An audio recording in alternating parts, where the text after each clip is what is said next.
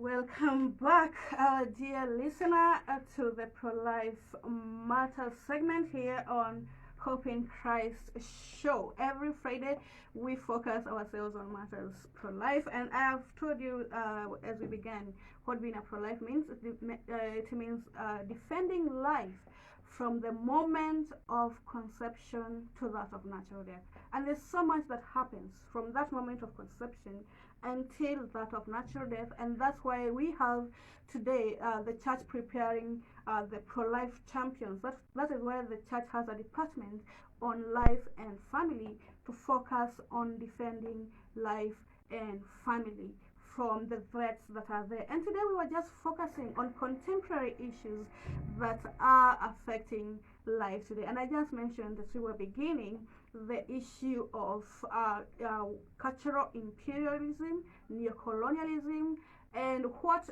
foreign policies mean for us Africans, mean for us as Kenya, mean for us as the developing world. And I just mentioned very briefly about the elections that is just ongoing because it's not yet over in the United States. There's a Mexico City policy that has really helped us as a church in Africa. You know what Mexico City policy.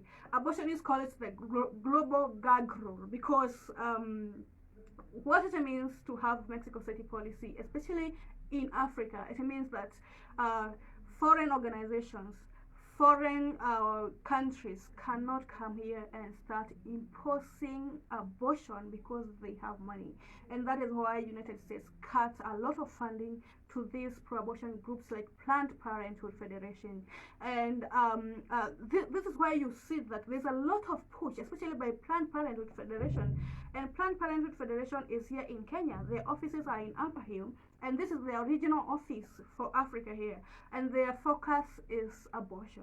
Abortion and abortion. In the United States, that's where their headquarters are, and their focus, their main business is abortion. They do abortion at a fee. They actually sell body parts. They have been caught selling body parts in the United States, and they're in court. They have actually been in court because of this. And one thing or one agenda they have, especially here in Africa, is to push for sexualization of our children through comprehensive sexuality education. Because once you have sexually active children, once you have a sexually active youth, once you have a sexually active society, then it means tomorrow they'll need abortion. And who is offering abortion? Them. And it is with a fee. Tomorrow you will need contraception. And you know what contraceptions are. You will need to protect yourself from getting a pregnancy, from achieving a pregnancy. And they're the ones selling these contraceptives. So they're making money out of an immoral society. And this is why you see that they have a lot of interest in whoever becomes the US president. Now let me stop being political. Let me just calm down here in Kenya and focus more on what we are facing right now. And like I said, the laws. There's a law in the Senate. There's a law in the Parliament that is coming up. It's not yet a law; it's bill. But of course, if it becomes a law, then this will be very, very bad. In the Senate, there's this Kioko abortion bill. If you remember, since June, we have been fighting this bill, and there's a lot of politics going on around this bill. At one point, we thought we have achieved a success.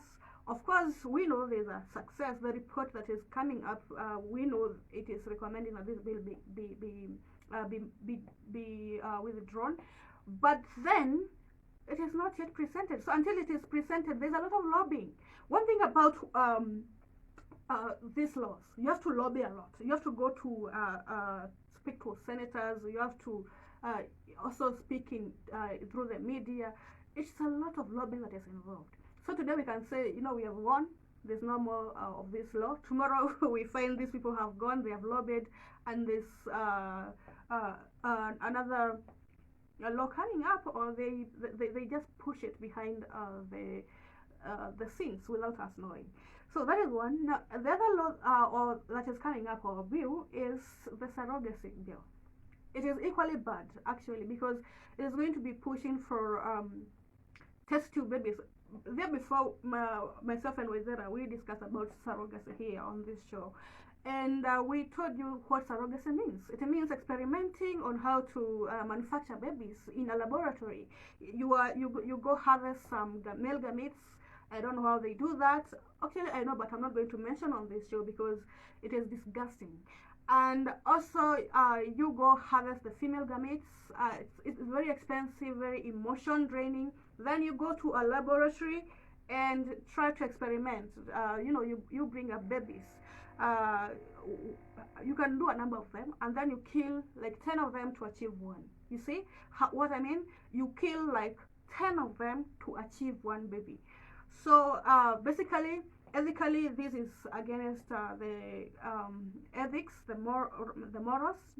First, the way of harvesting. Number two, you have to kill to get one. So it doesn't make any sense, and that is why we advocate, let things happen the way God wanted.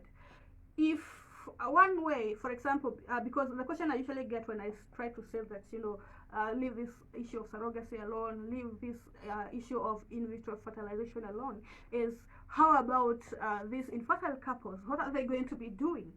And as a church, even in those developed countries, they have come up with technologies that are not going to be killing to get one, killing 9 babies or even more to get one baby.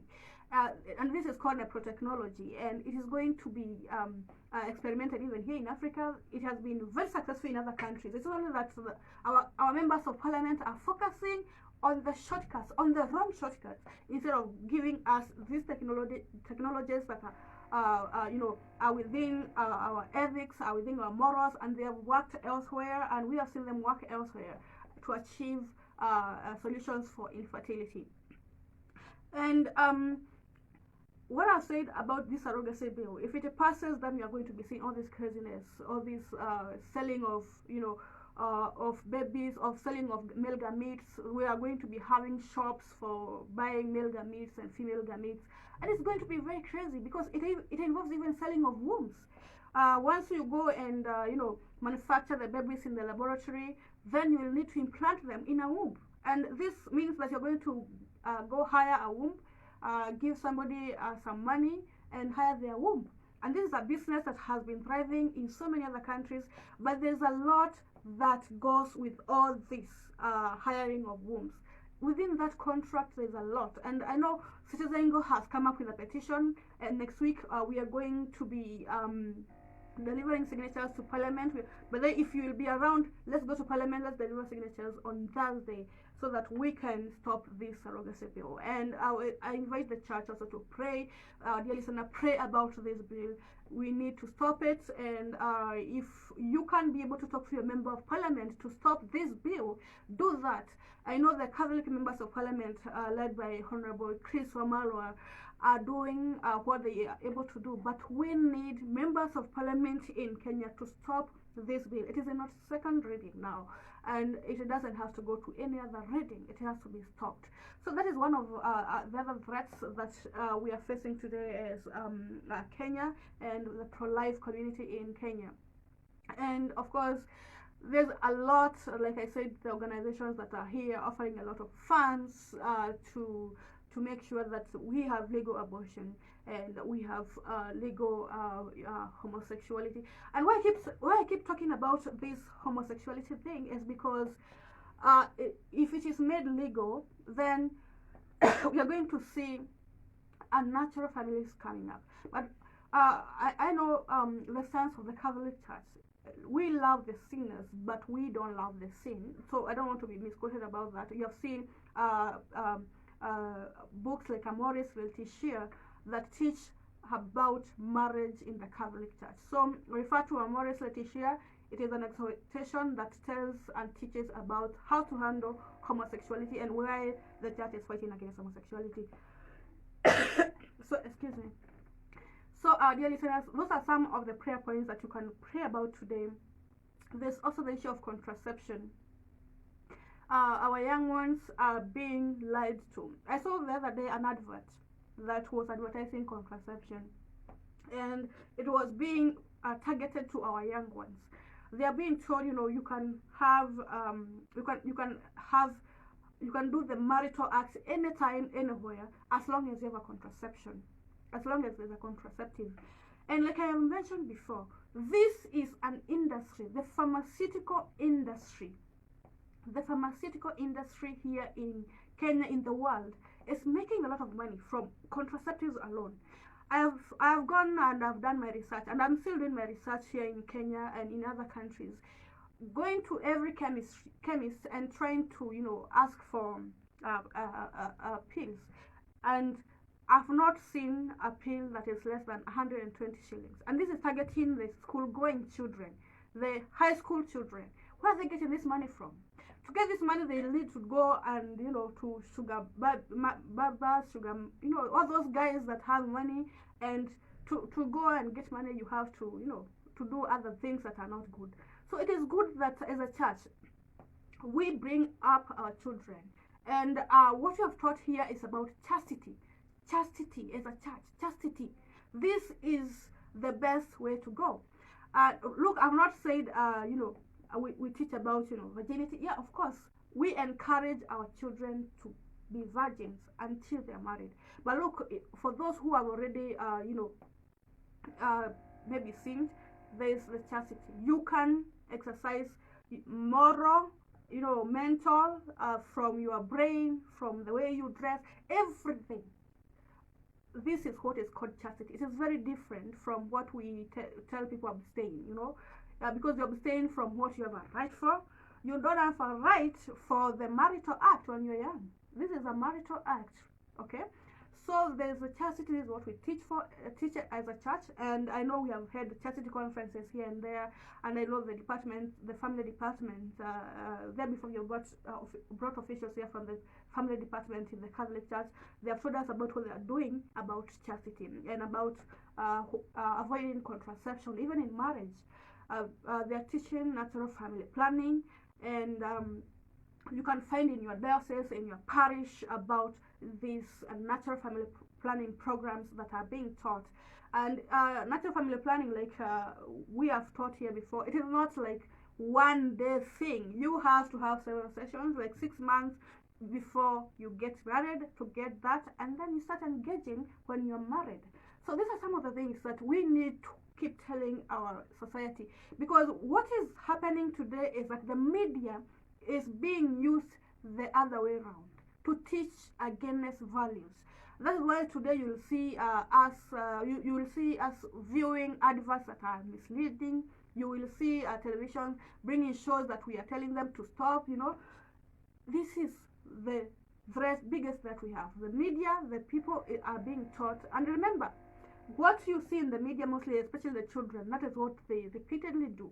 The shows they are watching, the shows they are listening to, whatever they are practicing on TV, this is part of their bringing the children will have. That is why today, our dear listener, as I talk about the contemporary rest for life we have today, I'm telling you to watch what your children see, what they watch, the programs.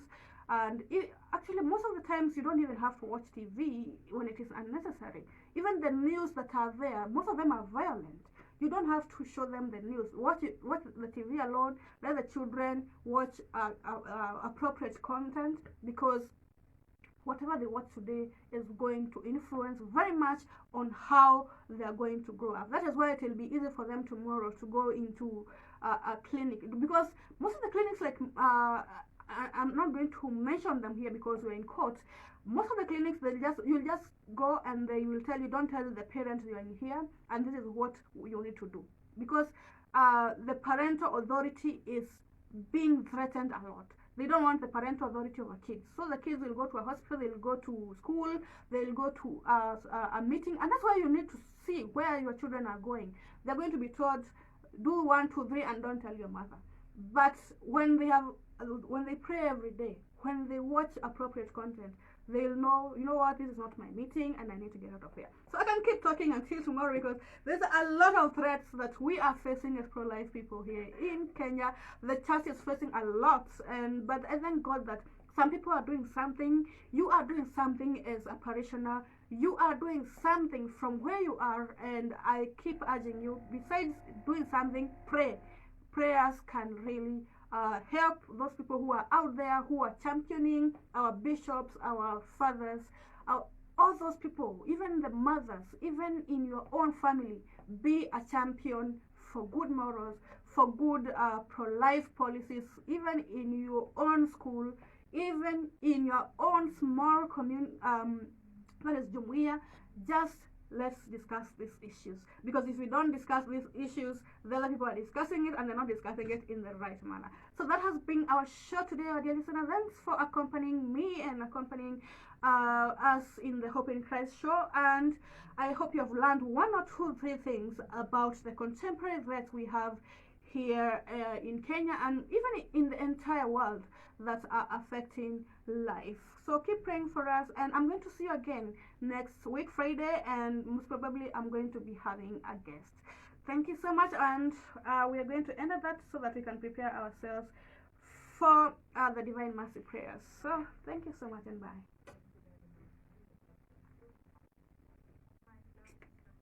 Also learned, like we or I have done, I have learned in contemporary threats. Indeed, there are so many